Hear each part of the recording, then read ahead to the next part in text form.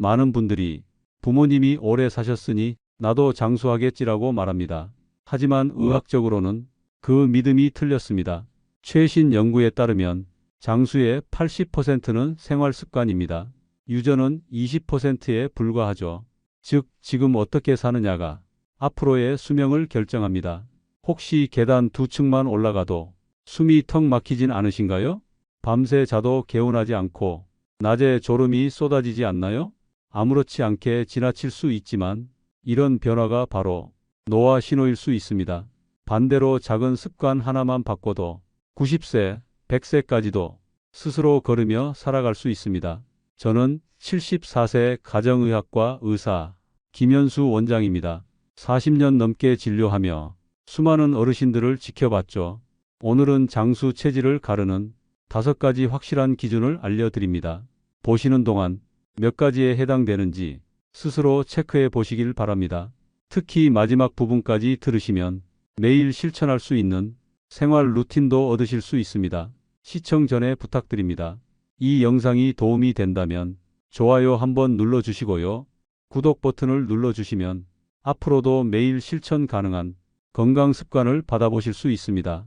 그리고 댓글로 알려주세요. 나는 몇 가지에 해당된다. 적어주시면 서로 비교하며 더 큰 힘이 될 겁니다. 자, 그럼 시작해 볼까요? 첫 번째는 바로 하체 근력과 균형입니다. 저는 늘 이렇게 말합니다. 다리 힘이 곧 수명이다. 하체 근력이 튼튼해야 움직일 수 있고 움직여야 건강을 유지합니다. 실제로 노인 사망 원인 중 가장 흔한 것 중 하나가 낙상 후 합병증입니다. 넘어져서 뼈가 부러지고 그 후유증으로 심폐 기능이 약해지거나 폐렴에 걸리거나 심지어는 거동 불능이 되어 급속도로 노화가 진행되는 거죠. 여러분도 주변에서 넘어진 뒤로 급격히 약해졌다, 이런 이야기 많이 들어보셨을 겁니다. 그렇다면 하체 근력을 어떻게 평가할까요? 제가 가장 권하는 검사가 있습니다. 바로 의자에서 5번 일어나기입니다. 방법은 아주 간단한데요. 등받이 있는 의자에 앉은 뒤 양손은 가슴 위로 교차합니다. 그리고 양발은 땅에 딱 붙이고 일어서기와 앉기를 5번 반복해 보는 겁니다. 이때 12초 이내로 끝낸다면 하체 근력이 양호하다는 뜻입니다. 15초가 넘어가면 균형 감각과 근력이 상당히 떨어져 있다는 경고 신호죠. 20초 이상 걸린다면 낙상 위험군으로 분류됩니다. 이 간단한 테스트 하나로 지금 내 다리 상태를 바로 확인할 수 있으니까요. 오늘 꼭 한번 해보세요. 또 한 가지 중요한 검사, 30초 한발 서기입니다. 하실 때는 균형을 잃고 넘어질 수 있으니 벽이나 의자 가까이에서 안전하게 테스트 하시는 게 좋아요. 방법은 양팔을 벌리지 않고 양발은 바닥에 딱 붙인 상태에서 한 발만 들고 버텨보세요. 30초 이상 버틴다면 균형 감각이 좋은 편입니다. 10초도 못 버틴다면 낙상 위험이 매우 높습니다. 자, 이제 측정법을 알았으니 다음은 훈련법입니다. 첫째, 의자 스쿼트 훈련. 하루 10번씩 아침과 저녁으로 해보세요. 처음에는 힘들겠지만 꾸준히 하면 놀랍게도 2주 만에 다리가 가벼워집니다. 둘째, 계단 한층 오르기. 엘리베이터 대신 계단을 쓰는 것. 이 습관 하나가 하체 근력을 빠르게 회복시킵니다. 셋째, 균형 훈련입니다. 양치하면서 한 발 들기, TV 보면서 발끝 들기. 작은 동작이지만 매일 하면 신경계가 균형을 배우게 됩니다. 넷째, 발목 돌리기. 혈액순환을 돕고 작은 낙상도 예방합니다. 이런 습관들을 꾸준히 한 분들은 80세가 넘어도 자기 발로 씩씩하게 걸어 다니십니다. 실제로 일본 연구에 따르면 하루 15분의 근력 운동만으로 평균 수명이 7년 늘어났습니다. 미국 노인의학 학회도 강조합니다. 하체 근력이 튼튼한 노인은 인지 기능도 떨어지지 않는다고요. 왜냐하면 다리를 움직일 때 뇌로 가는 혈류가 늘어나기 때문입니다. 즉, 다리를 움직이는 건 단순히 걷는 힘이 아니라 뇌 건강까지 지키는 비밀 열쇠입니다. 하체 근력은 단순히 근육의 문제가 아닙니다. 삶의 독립성과 직결됩니다. 스스로 화장실에 가고 스스로 요리를 하고 스스로 장을 보러 갈 수 있느냐, 이것이 곧 노년기의 진짜 행복이거든요. 혹시 지금 의자에서 5번 일어나기조차 버겁게 느껴지셨나요? 그렇다면 지금이 시작할 때입니다. 오늘 저녁 TV 보기 전에 딱 5번만 해보세요. 그게 내일의 근육이 되고 내년의 건강이 됩니다. 다시 한번 강조드리지만 다리 힘은 곧 생명력입니다. 두 번째는 바로 심폐회복력입니다. 많은 분들이 숨찬 건 나이 탓 이렇게 쉽게 넘기십니다. 하지만 의학적으로 보면 숨이 차는 건 단순 노화가 아닌 심장폐 기능 저하의 경고음입니다. 심폐회복력이 좋은 사람은 갑자기 아파도 금방 회복하고 감염병에도 잘 버팁니다. 반대로 심폐 기능이 약하면 조금만 아파도 크게 번지고 회복 속도도 매우 느립니다. 그럼 심폐회복력을 간단히 확인하는 방법을 제가 알려드릴 테니 한번 체크해 보세요. 첫째, 계단 2층 오르기입니다. 계단을 2층 정도 오르고 그 자리에서 1분 쉬어 봅니다. 그 뒤에 단 1분만 지나도 숨이 곧 가라앉고 주변 사람과 편안히 대화를 나눌 수 있다면 여러분의 심폐회복력이 아직 튼튼하다는 뜻입니다. 반대로 1분이 지나도 여전히 숨이 턱 막히고 말이 끊겨 제대로 이어지지 않는다면 심장과 폐 기능이 조금은 약해졌다는 신호로 받아들이셔야 합니다. 이처럼 단순한 느낌만으로도 심폐 건강 상태를 쉽게 확인할 수 있습니다. 둘째, 걷기 회복 테스트. 평소보다 빠른 속도로 5분만 걸어보세요. 걸음을 멈췄을 때 호흡이 금세 가라앉는다면 심폐회복력이 좋은 것입니다. 하지만 오래도록 숨이 차고 머리가 어지럽다면 심장과 폐가 약해졌다는 의미입니다. 제가 진료했던 환자 중 박모 어르신 사례가 있습니다. 72세 남성, 평소엔 건강하다고 생각했죠. 하지만 계단을 조금만 올라가도 숨이 턱 막히고 가슴이 답답했습니다. 검사를 해보니 심근이 약해지고 폐활량도 줄어 있었습니다. 다행히 생활 습관을 바꾸고 꾸준히 운동을 하면서 지금은 76세에도 젊은 사람 못지않게 활동하십니다. 여기서 중요한 사실 하나, 심폐회복력은 단순히 운동 능력이 아니라 생존력과 직결됩니다. 심장이 강하면 온몸에 피가 돌고 폐가 튼튼하면 산소가 충분히 공급됩니다. 이게 바로 면역력과 직결되는 원리입니다. 그렇다면 심폐회복력을 기르는 방법은 어떻게 해야 할까요? 첫째, 인터벌 걷기입니다. 2분은 빠르게, 2분은 천천히 걷는 것을 10회 반복해 보세요. 이 간단한 방법만으로도 심장 박동의 탄력성이 확연히 좋아집니다. 둘째, 숨 불어내기 훈련. 풍선을 불거나 입술을 오므리고 천천히 내쉬는 훈련입니다.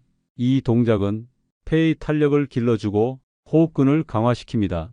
셋째, 노래 부르기. 의외라고 생각하시겠지만 노래하는 행위는 호흡근 운동 그 자체입니다. 특히 복식 호흡으로 노래하면 폐활량이 자연스럽게 늘어납니다.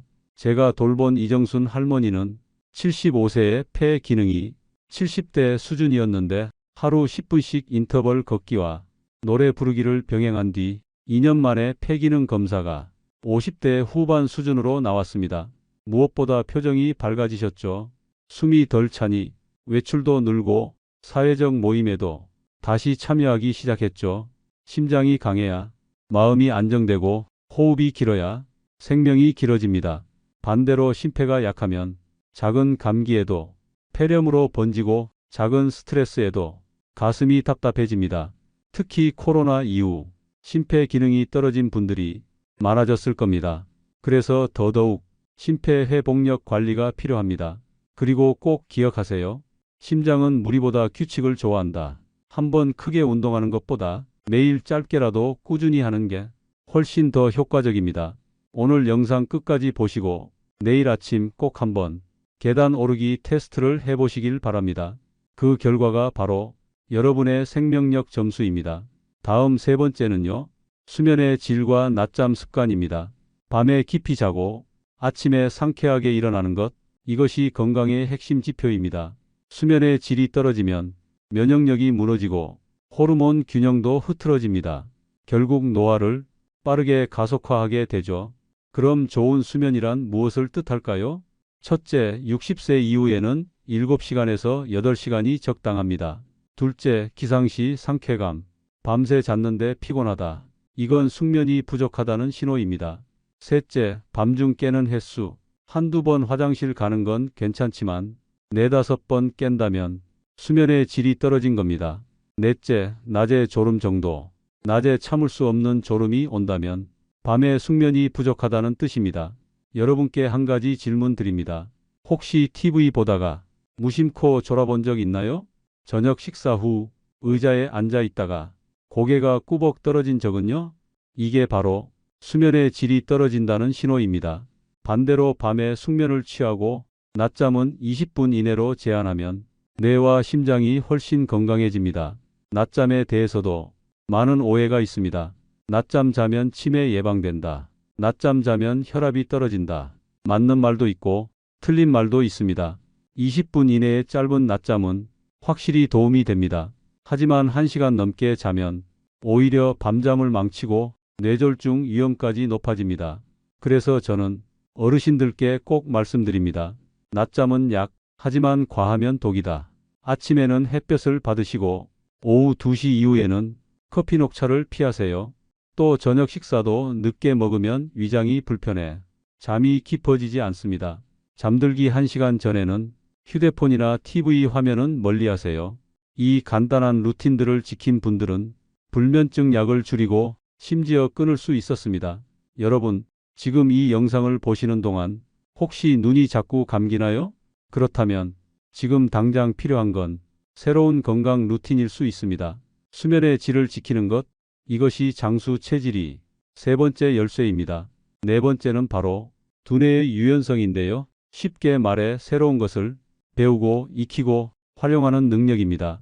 많은 분들이 이렇게 말하십니다. 이 나이에 무슨 공부야? 머리가 굳어서 안 들어와. 하지만 과학은 다르게 말합니다.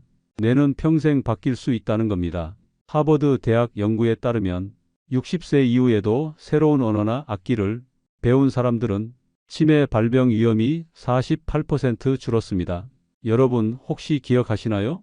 83세에 영어 공부를 시작해 외국인과 대화까지 가능해진 김영희 할머니 사례.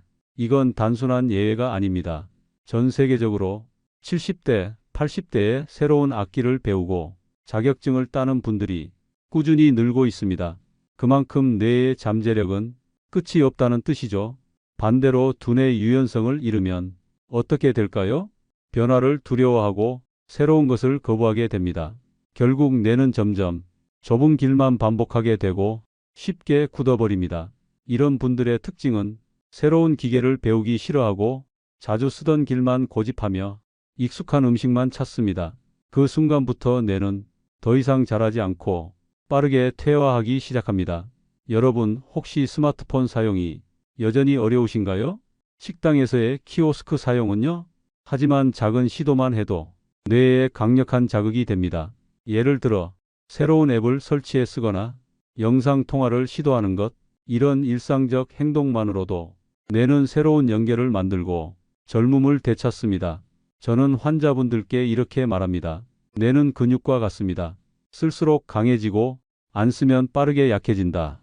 근육 운동이 필요하듯 두뇌 운동도 필요합니다. 그럼 어떻게 두뇌 유연성을 기를 수 있을까요? 첫째, 새로운 학습에 도전하기. 언어, 음악, 그림, 컴퓨터, 무엇이든 좋습니다.